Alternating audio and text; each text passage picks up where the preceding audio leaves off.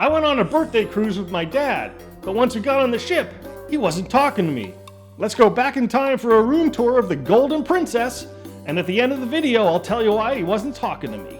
Hey, I'm Rick with Travel with Rick, your guide to everything adventure. So come along and explore with me. So I almost forgot about this one. Let's rewind to 2019.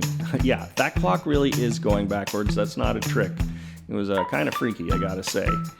Now this is the Golden Princess cruise ship, now known as a P&O Australia Pacific Adventure, and soon to be folded into the Carnival brand as they phase out the P&O Australia line. Let me know down in the comments while this video is going on of any changes you've seen in the ship today as compared to back then. So anyway, it was my birthday, yay me, and it was my first time in a mini-suite, and I actually went on this cruise with my dad. But for some reason on this particular day, my dad was not talking to me. But stick around to the end of the video because I think I figured out why he was giving me the silent treatment. All right, let's start with the balcony. Now, I'm a big fan of those recliner type chairs. There's plenty of room to lay back and stretch out. Just keep in mind though that people on the upper decks will have a clear view of you below, so you know, no nude sunbathing. This was a mini suite, so they jutted out farther than a regular balcony cabin because, well, they're bigger. But check out this view, hello! Wow, unspoiled vistas of the calm Pacific Ocean. It's really the reason I cruise. I love being out there. Especially today, because when I came back inside to do the rest of the tour, there was Dad. Just sitting there, ignoring me. Hey, Dad. Swing inside, we got two cozy twin beds. A bed so comfy, Dad might even break his silence and warm up to me.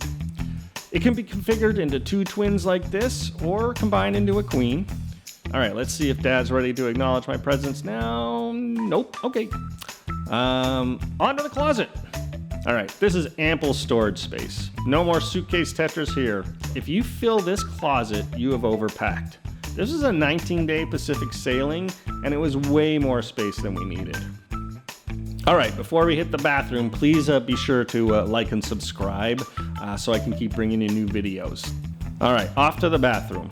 Honestly, it was a little bit run down. I mean, considering this is a pretty expensive mini-suite, the least they could have done was clean the tiles. Look at that. This was quite disappointing, I gotta say.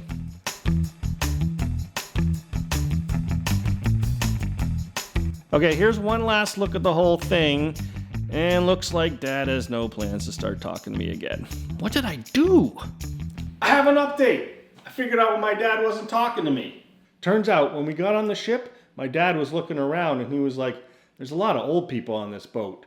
And he was 77 at the time, and I was like, Dad, you're one of those old people.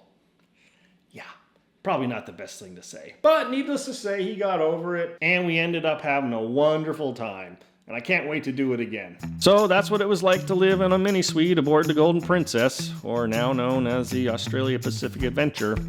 Have you been on this ship? Has it changed much since 2019? What improvements have you noticed? I'd love to hear from you in the comments.